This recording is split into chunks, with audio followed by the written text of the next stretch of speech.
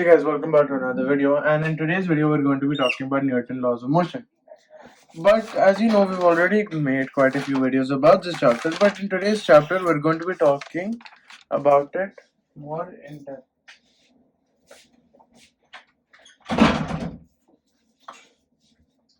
So the first thing that we're going to do is talk about FBDs, free body diagram.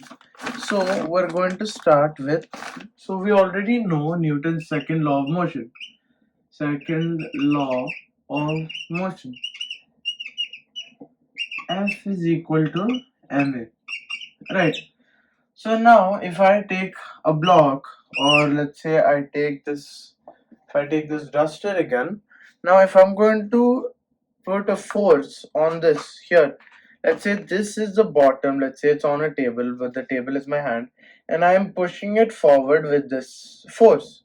Now let's say as I'm pushing it forward like this, there's another force which is pushing it backwards.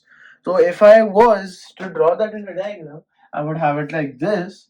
Let's say the mass is m, there is a force forward F dash, and there is also a force pushing it back F, just F.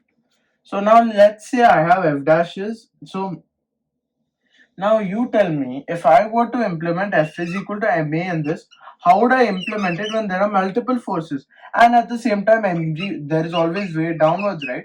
So there is always a normal force. Normal force is basically, if you see, there is a reason why this marker is not falling down when it's on my hand.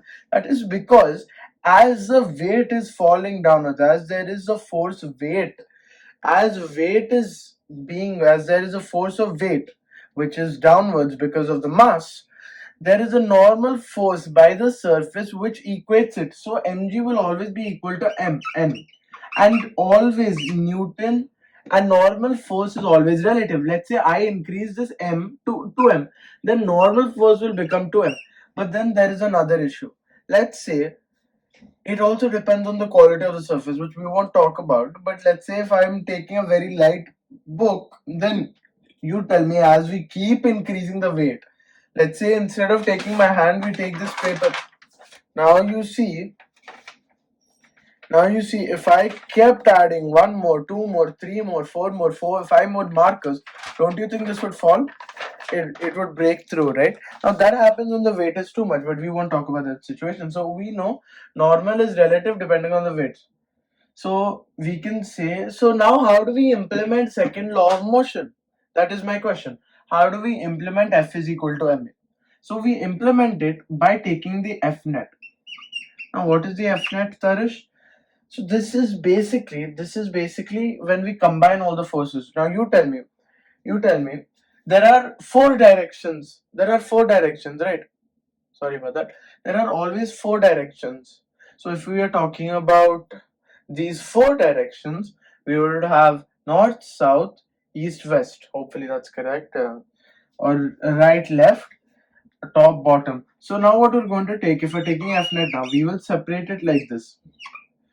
So now you can see, right, these are both opposite directions, right? Let's say if F dash is greater than F, right? And if this force, like if I'm again moving my duster and if I have a force here, but if this force is more, than this, won't it keep moving even if I keep applying that force? So that means we would have F minus F dash, because force can never be negative, right? F minus F dash in the direction of F, that means in the direction left, in the left direction, is equal to mass into acceleration. And then this, because n is equal to mg, right? But they are still in opposite directions, right? So n minus mg is also equal to ma, but this will become 0, right? So ma will be equal to 0, a will be equal to 0, but in the north-south direction, let's say in the y-axis. This is in the y-axis, this is in the x-axis. Because this can be taken as x-axis and this can be taken as y-axis, right? An example. So F minus F dash is equal to ma, which is which is how we write it in this situation. This is how we take in FBD. Now you tell me, let's say there is a complete man. Okay, a man is walking forward, but he is also being pulled back by someone else. There is some weight, his weight is being downwards, and then there is n. Now you tell me, instead of drawing the man, let's say we have to take the structure, right? We have to take the structure. Now instead of drawing the man, which would be slightly more work, let's say we take, one second. Let's say instead of drawing this man, which would just waste our time, let's say we take the man as just a dot. Let's say we take the man as just a dot.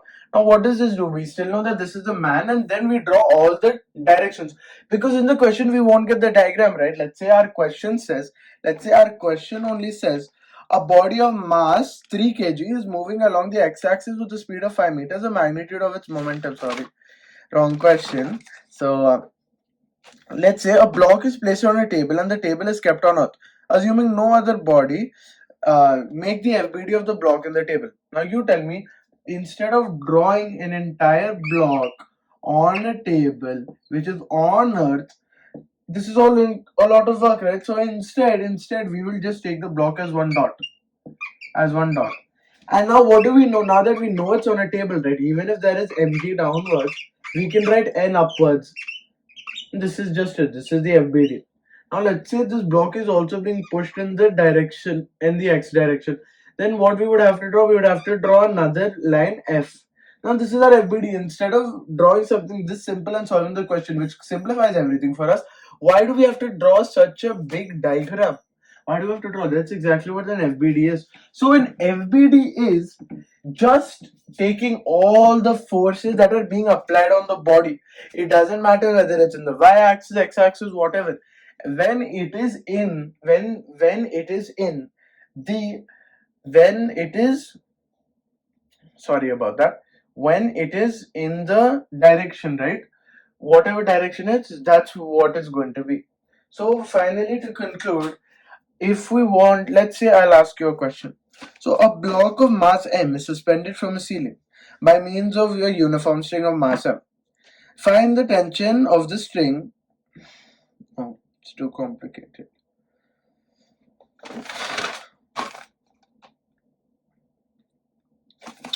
So for example, if I were to say a block of mass m is traveling in the x-axis towards the right with a force F and weight downwards with a string pulling it from the top. That sounds very complicated, right?